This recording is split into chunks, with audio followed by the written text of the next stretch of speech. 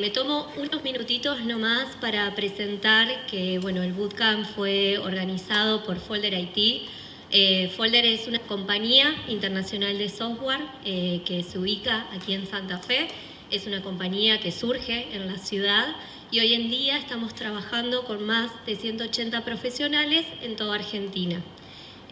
A su vez, nuestro principal core de negocio, nuestros principales clientes son de Norteamérica, por lo cual tenemos oficinas en Estados Unidos. Desde el área de vinculación académica, que forma parte de la compañía, organizamos esta actividad conjunto con Carlos y con José, que son dos profesionales de Folder. Ellos después se presentarán. Y realmente siempre estamos predispuestos a poder hacer estas actividades que acerquen el mundo laboral al mundo académico, por lo cual agradecemos también a la facultad por darnos este espacio para poder armar esta gran actividad con una gran convocatoria que hemos tenido. Recuerden que este es el primer encuentro, después va a haber 2 encuentros online, que se va a mandar el link al correo donde ustedes se inscribieron. Darles la bienvenida, gracias por estar aquí presentes y le doy la palabra a los chicos. Muchas gracias, Isa. Bueno, bienvenidos. ¿Allá atrás se escucha bien? Perfecto. Bueno, bienvenidos al bootcamp. Este es, como bien dijo Isa, el primer encuentro. Esto vamos a hablar sobre todo de las partes teóricas y un poco nivelar para que los otros 2 encuentros que son de la parte más técnica se entiendan un poco más. Nos presentamos. Yo soy el ingeniero José Jerkovich. Hace más de 2 años estoy en Folder IT. Estoy trabajando en un proyecto de una distribuidora de alimentos de Estados Unidos, en el cual compran barato y venden caro a mucho volumen. Y en ese proyecto trabajo sobre ingeniería de datos, ciencia de datos, predicciones, dashboard, todo lo que es el mundo de la data. Bien, también soy profesor de la UNL, de la licenciatura en ciencia de datos. Ahí tengo un par de alumnos que vi. Así que gracias por venir también. Y le paso la palabra a Carlos, la parte más divertida, que va a hablar de inteligencia artificial. Hola, buenas tardes. Bueno, mi nombre es Carlos Rutomeso. Yo de profesión soy economista. Mi formación, tanto lo que es licenciatura como maestría, la hice en la Universidad Torcuato Di Tella. Comencé trabajando en organismos internacionales, más que nada vinculado a análisis de datos, pero en el sector académico. Y llegó un momento que estaba entre irme a hacer un doctorado o meterme en la parte corporativa, y apareció esta oportunidad de trabajar en Folder, que un poco me cambió la vida, y hoy día estoy trabajando como Machine Learning Engineer en el proyecto de Avolve, donde básicamente nos encargamos de usar inteligencia artificial y modelos de Machine Learning para analizar y procesar lo que son planos de arquitectura. Eso es a grandes rasgos mi formación. Le paso de nuevo la palabra a José. Bueno, buenísimo. Bien, vamos a estar viendo varios conceptos que mis alumnos ya lo sabrán. Vamos a hablar sobre el análisis exploratorio de datos, vamos a hacer un repaso sobre qué es bien un análisis de datos. El objetivo del bootcamp es que ustedes vean en carne propia cómo se utilizan los agentes de inteligencia artificial. Esa parte va a hablar más en detalle Carlos, en cómo pueden ayudarnos a la productividad, en darnos ideas, en crearlos, en crear toda una estructura. Cómo se está utilizando ya hoy en día en proyectos reales el uso de agentes de inteligencia artificial. Yo hace un par de años decía el mundo de los datos va a cambiar. Ahora ya cambió porque realmente lo estamos implementando en proyectos reales, ¿no? Bien, ¿qué tenemos? Vamos a hablar sobre modelos predictivos, también con ayuda de inteligencia artificial, estos algoritmos de Machine Learning que se especializa Carlos. Vamos a trabajar sobre una solución de punta a punta, cómo estos agentes de inteligencia artificial nos pueden ayudar tanto de la extracción de datos hasta en la generación de un tablero en Power BI o en Streamlit en una aplicación, que ya vamos a hablar un poco más en detalle en eso. Vamos a usar un stack moderno, lo que más se utiliza. Seguro capaz que si ven Reel de Instagram o le aparece todo el tiempo, depende del algoritmo. Vamos a utilizar cursors, notebooks, la aplicación de Streamlit, Power BI para visualizar. Y bueno, vamos a dar buenas prácticas de los usos de estos, ¿no? Y vamos a trabajar sobre un caso práctico replicable. La idea es mostrar desde un dataset todo el recorrido hasta generar una visualización y un reporte, ¿no? Todo con ayuda de los agentes de inteligencia artificial. Bien. Bueno, ¿qué vamos a aprender en este bootcamp, en estas 6 horas que tenemos? Vamos a hacer un análisis exploratorio de datos sobre datasets utilizando Pandas, una librería y notebooks de Python. Utilizar agentes de inteligencia artificial, ahí entraría Carlos, con cursors y LLMs, y después vamos a ver cómo visualizarlo y cómo publicarlo, ¿no? Todo esto utilizando nuevamente agentes de inteligencia artificial con Machine Learning y Forecaster.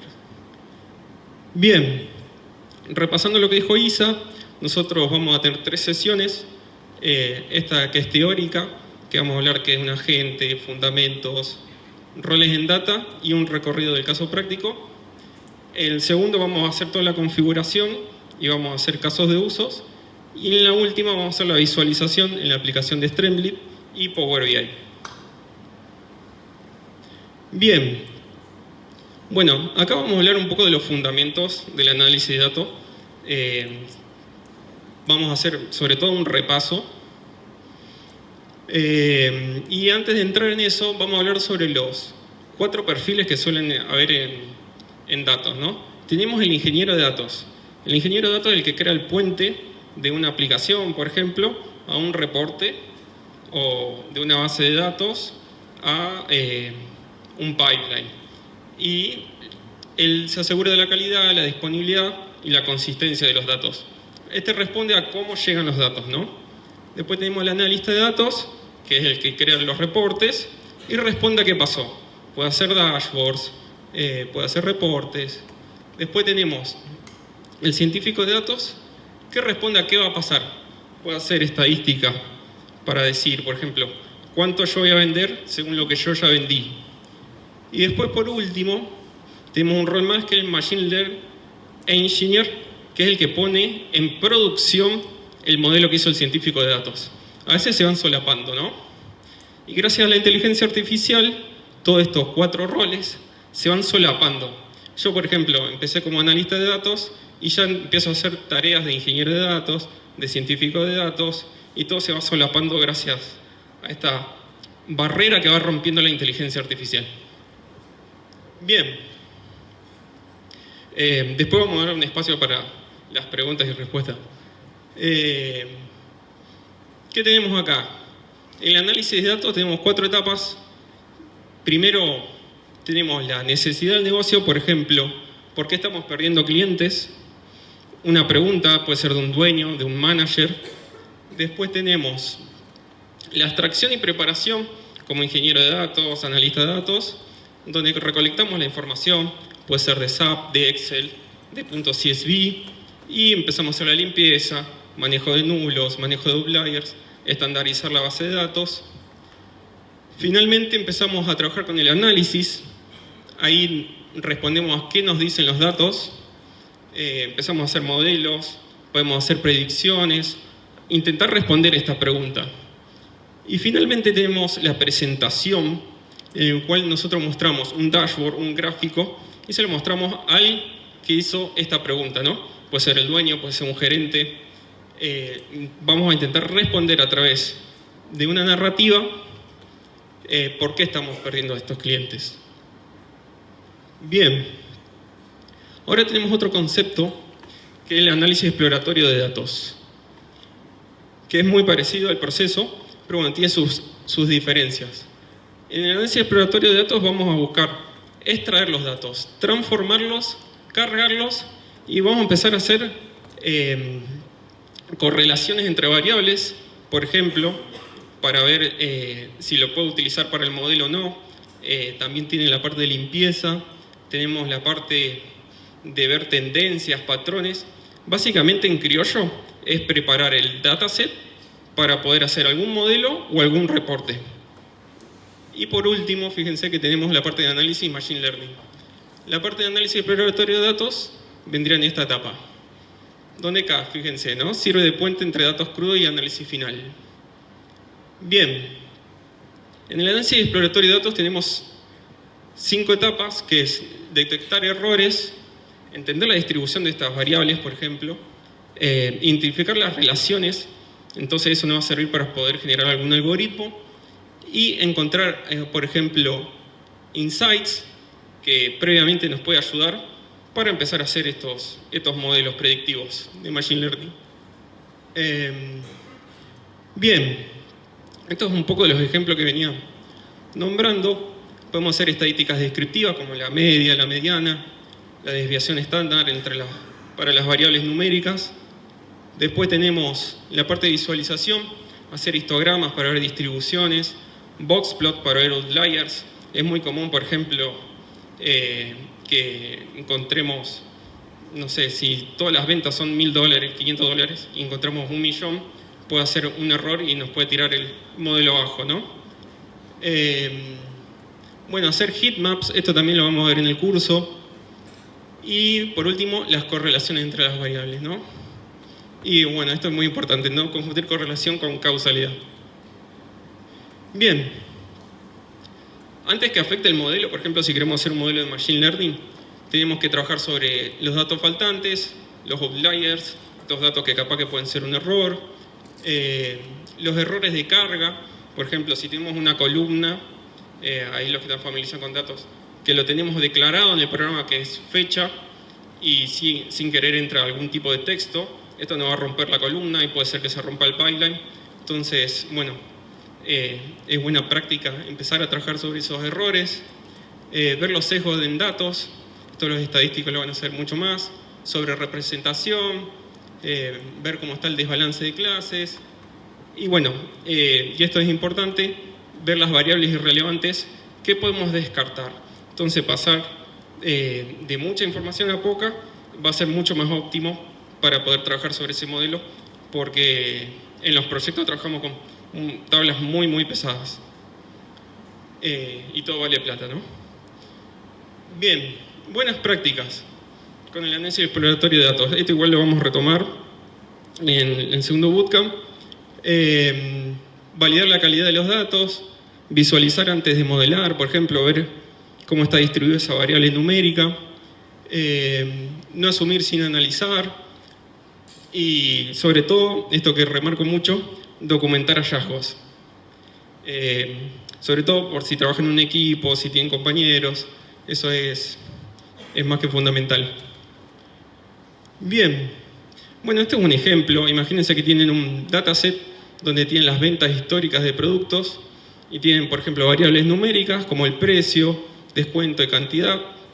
Y el objetivo de Lidia es entender la estacionalidad. Estacionalidad es, por ejemplo, no sé, el hot sale tiene un montón de ventas. O distintas etapas que pueden hacer confundir el modelo. El objetivo del análisis exploratorio de datos es ver esas tendencias. Ver anomalías y, por ejemplo, acá tenemos 3 etapas. Ver los outliers en precios. Eso que les contaba, si no sé, usualmente tengo ventas de $100, $100 y tenemos 1.000.000, probablemente ese sea un error, ¿no? Ver estacionalidades como mes con mayor ventas y ver relaciones, por ejemplo, si yo agrego un descuento, cómo se comporta la cantidad. Bueno, eso sería un análisis exploratorio de datos de un dataset de ventas. Y acuérdense que es el paso previo a generar un modelo de Machine Learning o un reporte.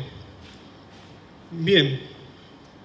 Bueno, ahora se lo paso a la parte más divertida, Carlos, que es de Machine Learning. Dale, gracias, José. Bueno, gracias. Bien, vamos a la parte de Machine Learning y a la parte de agentes de IA. José hizo un gran pantallazo de lo que sería la primera etapa, de un pipeline de análisis de datos. Hizo mucho hincapié en lo que es el análisis exploratorio. Y la idea es continuar, ok, una vez que tengo eso, pasemos a la parte de armar un modelo predictivo, por ejemplo. Entonces, la primera pregunta que a uno se le viene a la mente cuando escucha el término Machine Learning es ¿qué es Machine Learning? ¿No? Bueno, uno como negocio podría, por ejemplo, definir reglas ad hoc. Suponiendo que estamos en un contexto donde queremos predecir si un cliente se me va a ir o no de mi cartera, uno podría agarrar el dataset y decir, ok, si el cliente me dejó de interactuar los últimos 3 meses y, por ejemplo, dejó de usar la aplicación, entonces yo asumo que ese cliente el próximo mes probablemente se vaya de la cartera. La cuestión es que con el ingreso de datos masivos del Big Data nos permitió a dejar eso, abandonar ese approach y meternos más en lo que es Machine Learning, que es básicamente a partir de datos históricos entrenamos un modelo donde ese modelo va a aprender los patrones que hay dentro de esa data, qué variables se relacionan, por ejemplo, y con eso vamos a llegar al final del día a lo que sería, por ejemplo, una predicción, una agrupación en grupos, por ejemplo, valga la redundancia, o una recomendación. Entonces, lo principal que se tiene que llevar es eso. Dejamos de definir reglas ad hoc y pasamos a usar la data para que esas reglas sean automatizadas a partir de un modelo. Bien, en lo que es Machine Learning, podemos decir que hay 3 grandes grupos básicos de aprendizaje. Por un lado tenemos lo que es el aprendizaje supervisado, que el aprendizaje supervisado básicamente es entrenar un modelo donde lo que yo quiero predecir ya conozco las etiquetas, digamos, o sea, tengo data histórica de lo que quiero predecir. Pongamos un ejemplo. Quiero predecir cuántos goles va a hacer Messi el año que viene en Miami, ¿no? Entonces yo este año ya tengo data de cuántos goles hizo, tengo otras variables, entonces yo a partir de eso puedo entrar en un modelo donde conozco lo que yo quiero predecir. Distinto es el caso de aprendizaje no supervisado. Ahí es lo contrario. En ese caso no conocemos las etiquetas. Disculpen. Por ejemplo, imaginemos que somos un banco, tenemos una cartera de clientes y nos interesaría segmentar a esos clientes en diferentes grupos. Sin embargo, uno a priori no conoce esos grupos. O sea, lo que uno quiere es que el modelo te ayude a separar bien distintos grupos de clientes. Al final del día van a aparecer los denominados clusters y uno sí podría entender, ok, estos son clientes que capaz usan más la tarjeta de crédito, estos son clientes que, no sé, transaccionan más en cuestiones de inversiones, etc. Pero el punto es eso, o sea, no conozco lo que quiero predecir. Y el tercer grupo, que quizás es el menos conocido, podemos decir, o sea, generalmente los problemas que a uno le toca encarar caen en estos 2 grandes grupos, es lo que se llama Reinforcement Learning o aprendizaje por refuerzo, donde básicamente entrenamos un modelo a prueba y error. Un ejemplo podría ser entrenar un bot para que juegue al ajedrez, que es entrenado a base de premios y de castigos, ¿no? Bien, después acá algunos comentarios, capaz de hablar sobre qué vamos a hacer en el bootcamp. En el bootcamp vamos a trabajar en este mundo, en el de aprendizaje supervisado, vamos a estar trabajando con un dataset que se llama Bank Churners, que ahora voy a ir dentro un poco a eso. Pero básicamente el dataset es un dataset tabular, o sea, tengo columnas y dentro de esas columnas conozco lo que quiero predecir y tengo lo que se llaman features, otras columnas que me van a ayudar a predecir ese target, ¿no? Bien, ¿qué más tengo en esta slide? Tengo después algo respecto a lo que es forecasting, ¿no? O sea, quizás ahí hay que distinguir entre lo que son diferentes tipos de datas. O sea, vos podés tener un dataset que es una imagen en un momento del tiempo, pero también podés tener un dataset que tenés diferentes imágenes en distintos momentos del tiempo, lo que llamaríamos una serie de tiempo. Si tendríamos más de un individuo, eso ya caería en lo que se llama un panel de datos. Lo importante es que eso no es un tipo de aprendizaje distinto, sino que básicamente es lo mismo, nada más que ahí entra el juego de la cuestión temporal en ese sentido. Y después quizás metiéndonos más un poco en tema de lo que está hoy en auge, lo que son LLMs, Computer Vision, Deep Learning. Quizás hay veces que hay confusión de que estos se entienden como un tipo de categoría distinta, pero en realidad lo que son estos son dominios o diferentes familias de modelos. Por ejemplo, lo que es Computer Vision, que Computer Vision es, en lugar de que tu data sea un dataset tabular como el que mencioné, tenés imágenes. Y el modelo le das ese input y aprende a predecir cosas. Un ejemplo que me gusta mencionar mucho, porque es algo en lo que trabajé, es por ejemplo tener imágenes satelitales y querer predecir, por ejemplo, asentamientos informales, ¿no? Pero bien, volviendo al caso, por ejemplo, lo que es LLMs es una familia de modelos de redes neuronales, básicamente, donde básicamente el entrenamiento se hace usando uno de estos tipos de aprendizaje, o un mix de ellos. Bien, bueno, acá un poco más de detalle, dado que vamos a estar viendo en el bootcamp un ejemplo con un modelo supervisado. Nada, capaz es un poco redundante esta slide, pero la vamos a pasar igual. Tenemos unos datos históricos, ¿no?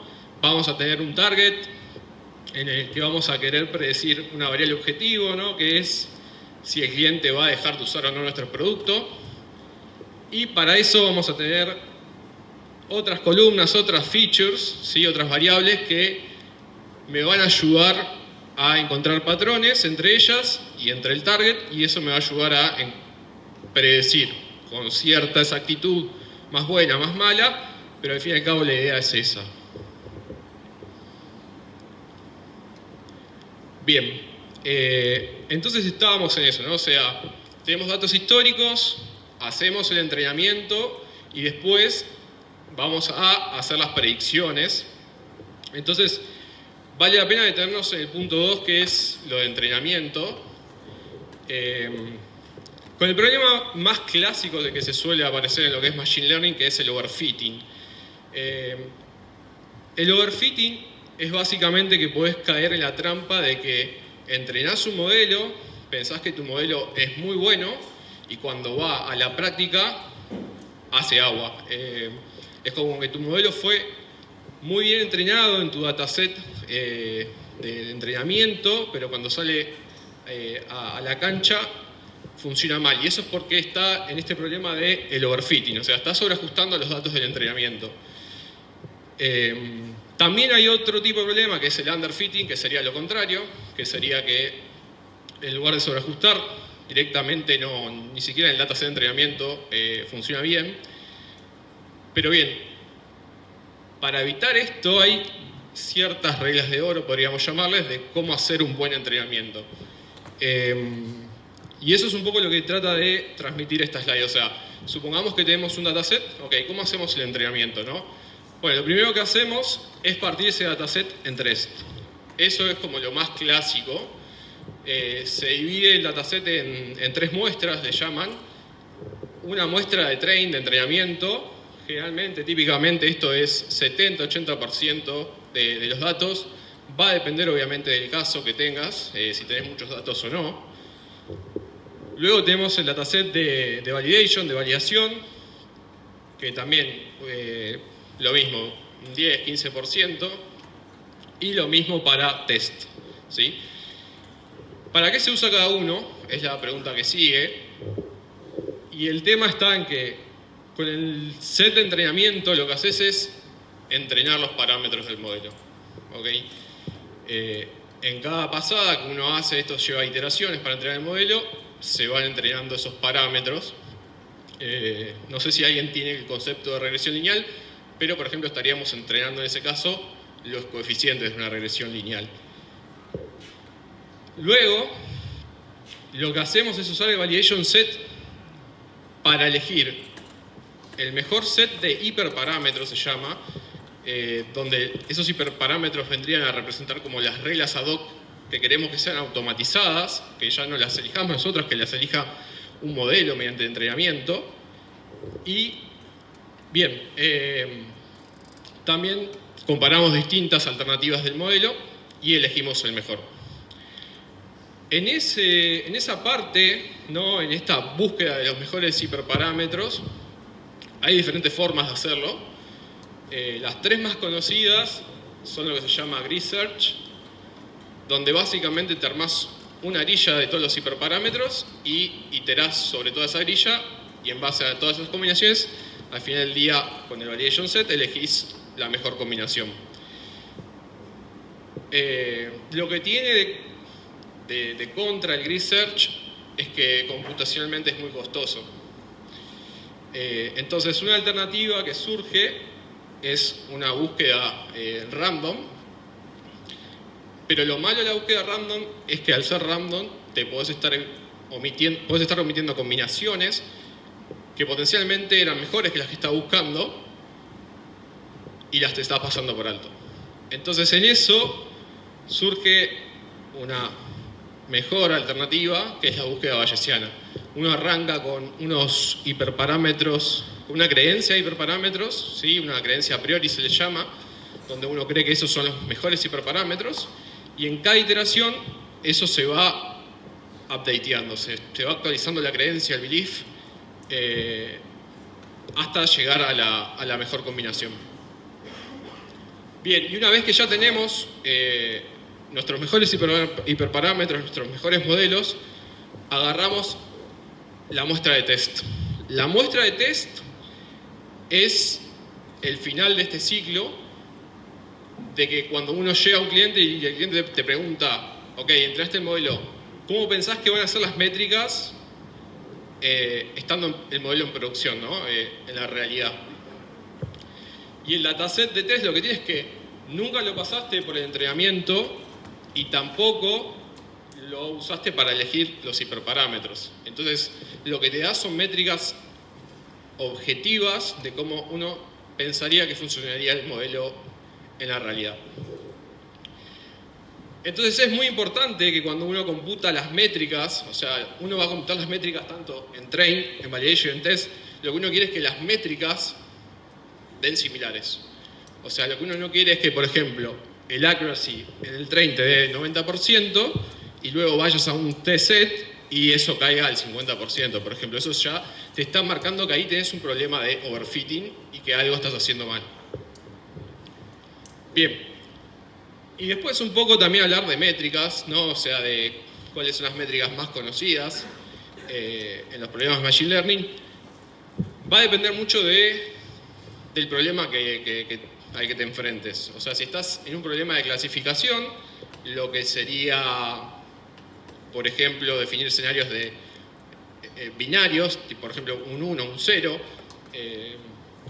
de si, por ejemplo, un cliente te va a comprar algo o no el siguiente mes. En ese escenario estoy en el escenario de clasificación, y ahí las métricas más conocidas son estas 4. El accuracy, que es de todos los ceros y unos que el modelo predice, cuáles son ciertos, ¿sí? O sea, con qué precisión está acertando eso. Después tenemos la precision, que lo que te dice es, ok, de todos los valores positivos que el modelo predice, ¿cuántos de esos son ciertos? Por el contrario, el recall lo que te muestra es cuántos de los que son verdaderamente positivos el modelo logra predecir. Y luego tenés el F1 score, que es una media armónica de la precision y el recall. Después, si tenés una variable continua, predecir, por ejemplo, no sé, el volumen de ventas es una variable continua.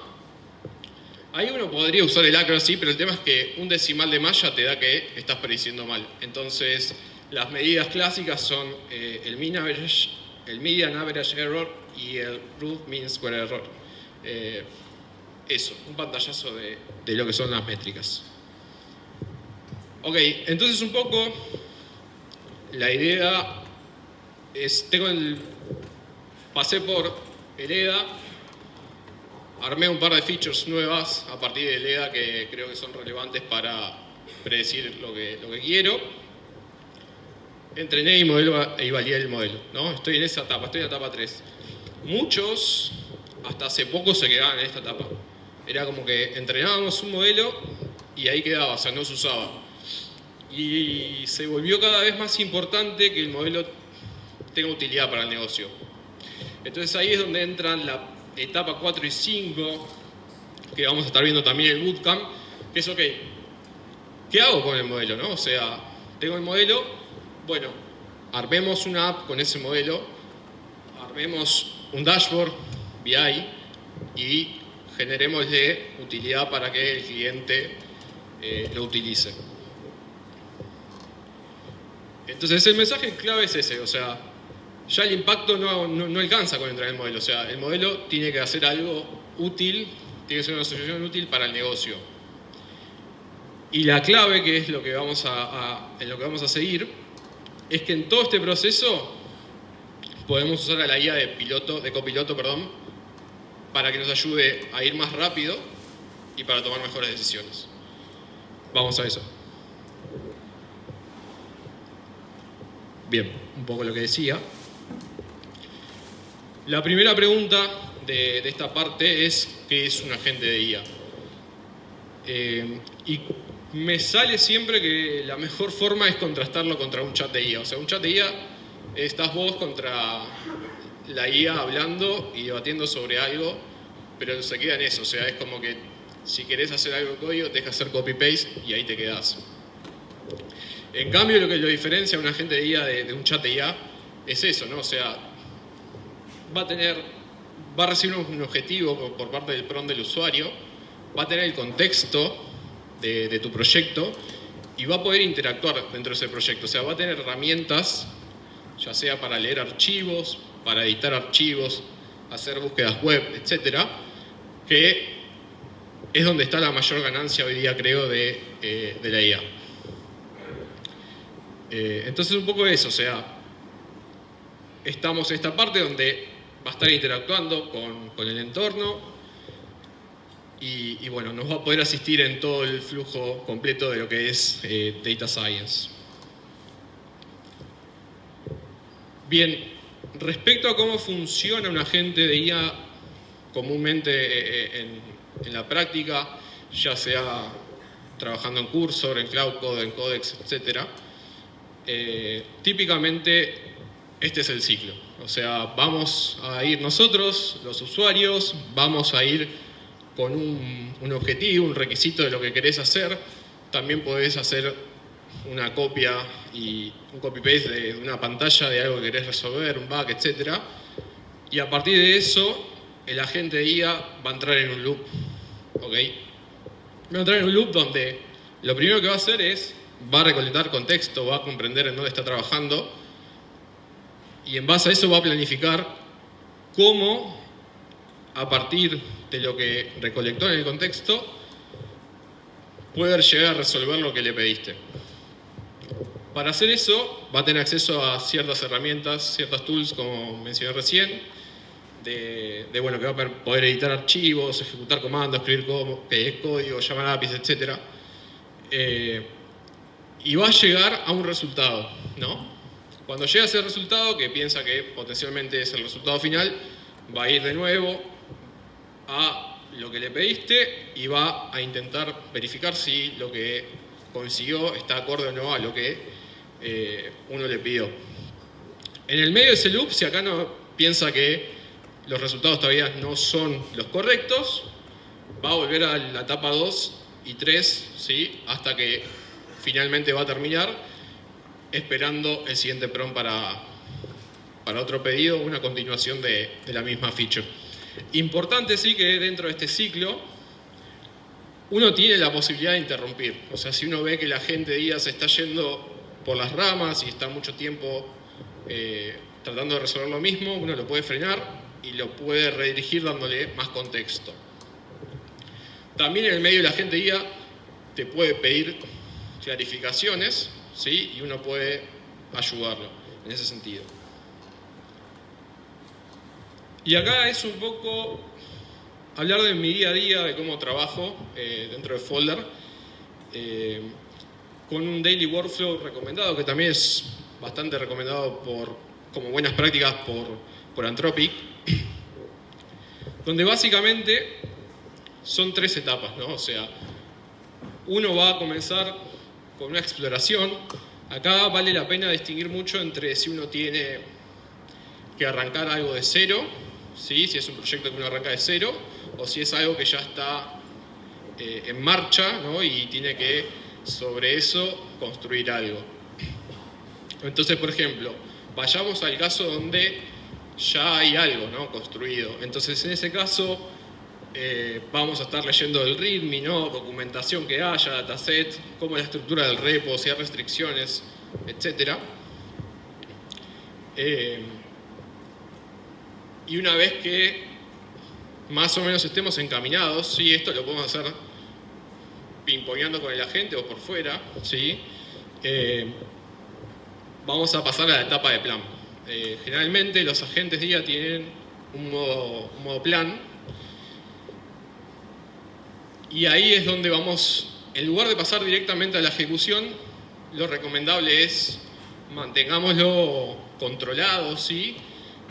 Y armemos un plan. Obviamente que hay excepciones, ¿sí? Capaz si es una feature muy básica, no hace falta armar un plan, pero cuanto más complejo sea lo que quiere implementar, más recomendable es este flujo, este workflow. Bien, y una vez que tenemos el plan, vamos a pasar a la parte del modo ejecución, y ahí es donde el agente de IA nos va a ayudar a acelerar el proceso de todo lo que es generación de código, etc. Bien.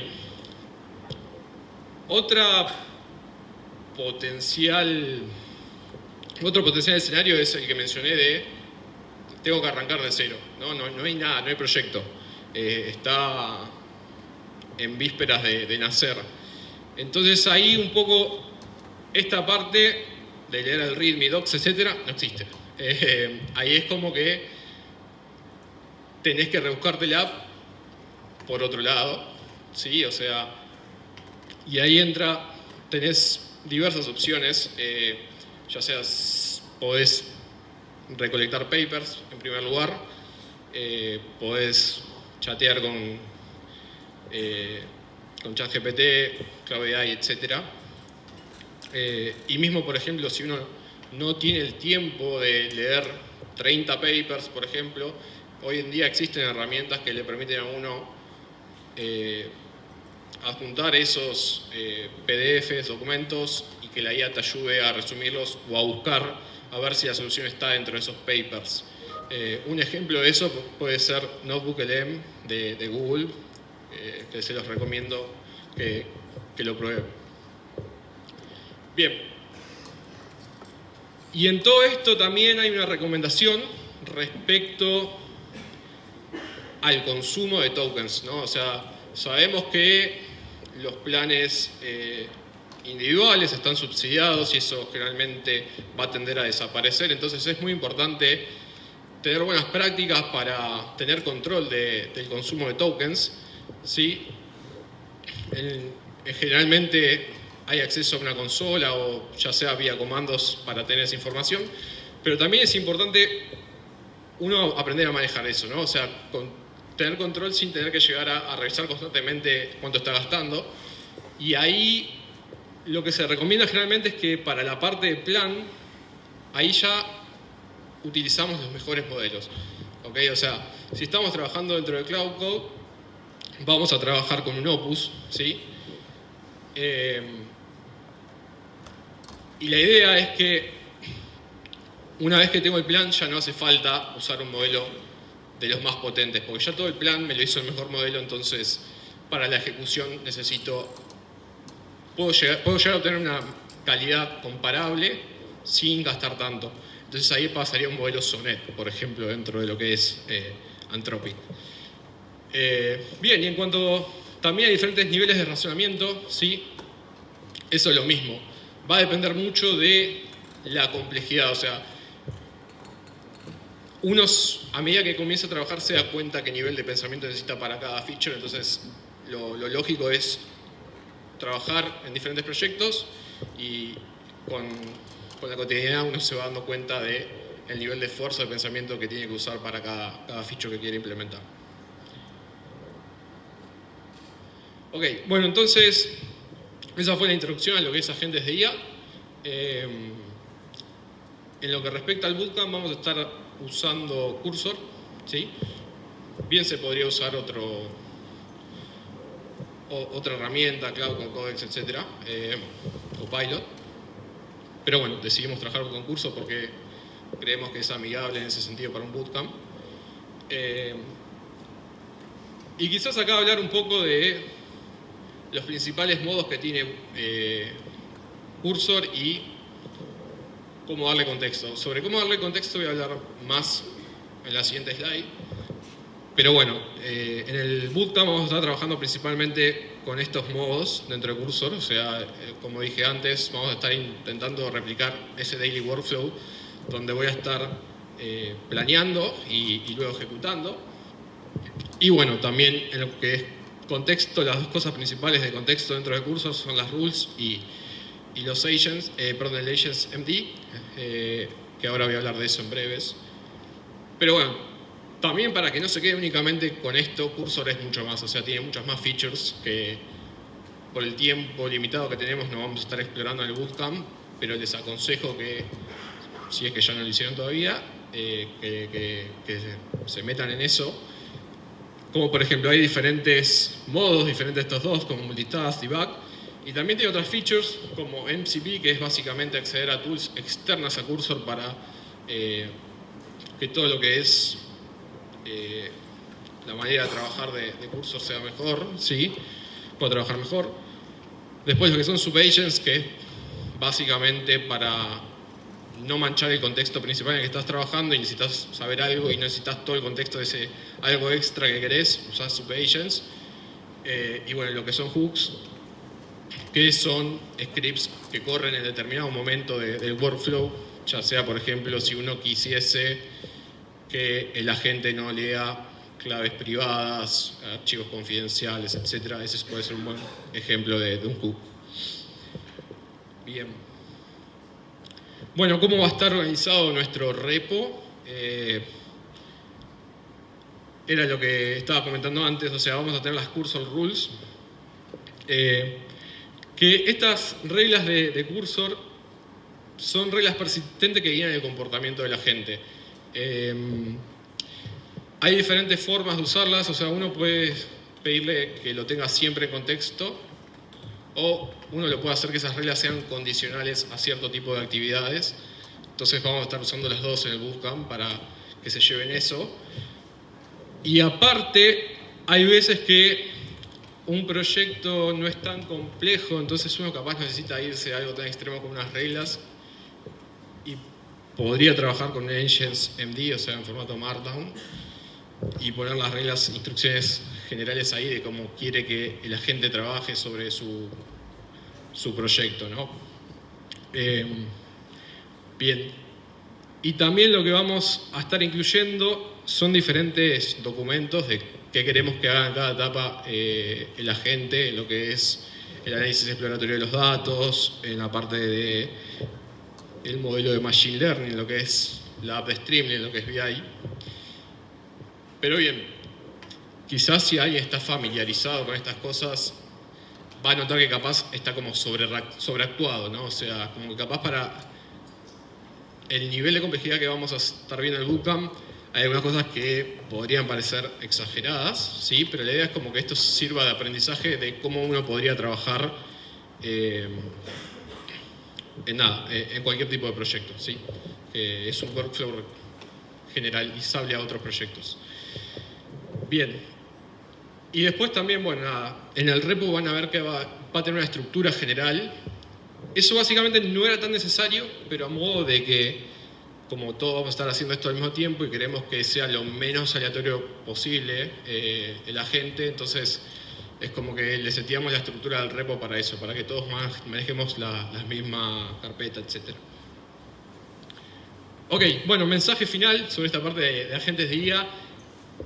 No lo tomen como que te va a hacer todo, o sea, no lo tomen como que va a ser el piloto de tu día a día, sino que por lo contrario es el copiloto, o sea, es el que te va a ayudar a que vayas más rápido, a que hagas las cosas mejor, o sea, te va a dar ideas que quizás en el momento no se te ocurrieron.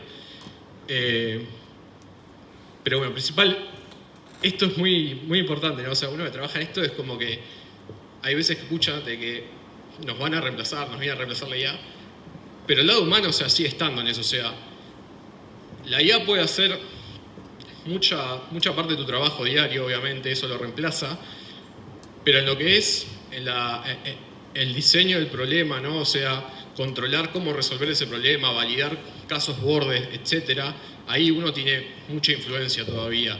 Y también en cómo comunicar los resultados al cliente, o sea, esa parte de soft skills nos diferencia aún por ahora de la IA. Bueno, y eso, o sea, en todo el workflow del bootcamp vamos a estar usando IA, ¿ok? Bueno, ahora la parte final que vendría a representar un pantallazo de lo que va a ser la parte práctica de las próximas 2 sesiones. Vamos a introducir las herramientas que vamos a usar. Un poco ya José lo fue hablando al comienzo, de que vamos a estar usando cursos, yo también lo mencioné bastante. Vamos a estar usando notebooks. Debatimos sobre eso, o sea, si usar scripts de código reutilizable o no, a modo de ser didácticos y más simplistas, decidimos optar por este camino, pero bien se habría podido seguir por el otro camino. Acá vamos a estar haciendo todo lo que es el análisis exploratorio de datos, todo lo que es el modelado Machine Learning. Algo que quizás me olvidé de mencionar, capaz vamos a estar viendo algo de guardado de métricas, de modelos, ¿sí? O sea, tener un tracking de eso. Y bien, una vez que tenemos el modelo listo, vamos a pasar a la parte de la app, ¿ok? O sea, vamos a prototipar rápidamente algo con Streamlit, ¿sí? Como para que visualmente un stakeholder pueda ver cómo se podría usar ese modelo en la práctica. Y bueno, José también va a hacer mucho esto de la parte de BI, de cómo se puede usar la data y el modelo para también generar reportes de negocio, ¿ok? Buenísimo. Bueno, vamos a estar usando en el bootcamp un dataset que sale de Kaggle. Supongo que si hay varios de acá que están estudiando carreras vinculadas a la data, han escuchado de ellas. Si no, para aquellos que sea la primera vez que escuchen hablar de Kaggle, Kaggle es una plataforma donde se alojan cientos, miles de datasets, ¿sí? Abiertos al público para que uno experimente, ¿ok? Generalmente es muy útil cuando uno está arrancando en esto y quiere probar cosas. Ahí uno encuentra datasets que nunca hubiese pensado que existían y son problemas realmente divertidos. Y nada, también se dan competencias para aquellos que sean competitivos y les guste ganar y estar ahí arriba en alguna competencia. Métanse en las competencias que seguramente aprendan mucho. Y nada, también hay notebooks compartidas y cursos abiertos al público. Bueno, el dataset en cuestión es este que mencionamos, Bank Churners. Es básicamente un dataset de churn. Para aquellos que no sepan qué es churn bancario, cuesta a veces explicarlo, es básicamente querer predecir si un cliente se va a ir o no de tu cartera, ¿no? Si ese cliente al mes siguiente lo va a seguir teniendo como cliente o no.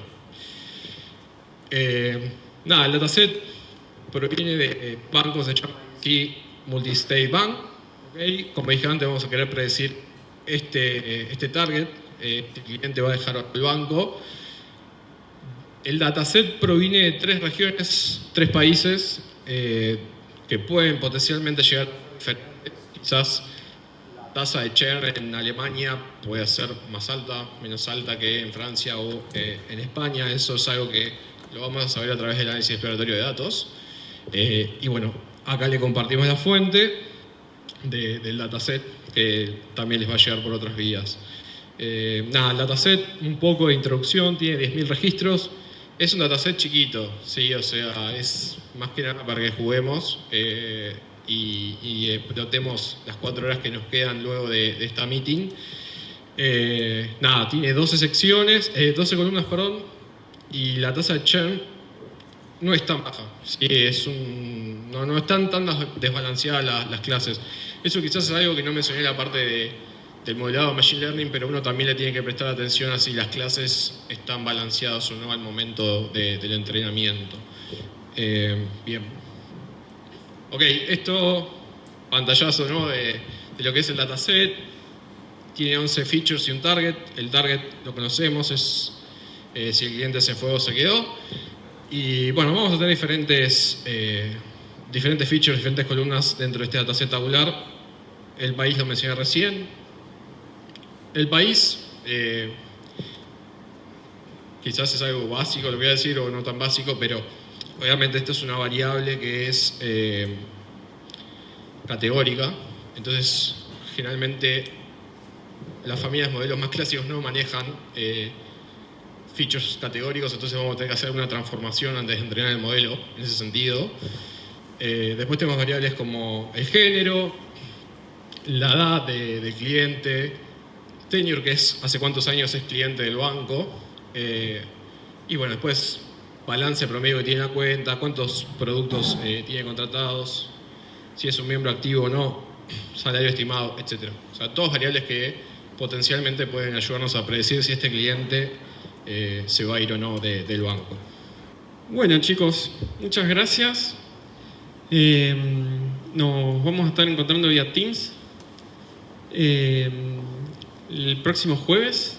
Les vamos a estar mandando también el link a su mail. Si quieren, miran todas sus casillas a ver si dónde puede estar el mail. Y ¿qué más? Y le vamos a estar mandando la guía para que se puedan descargar los programas, cómo hacerlo. Si tienen consultas también lo pueden enviar y lo vamos a estar charlando.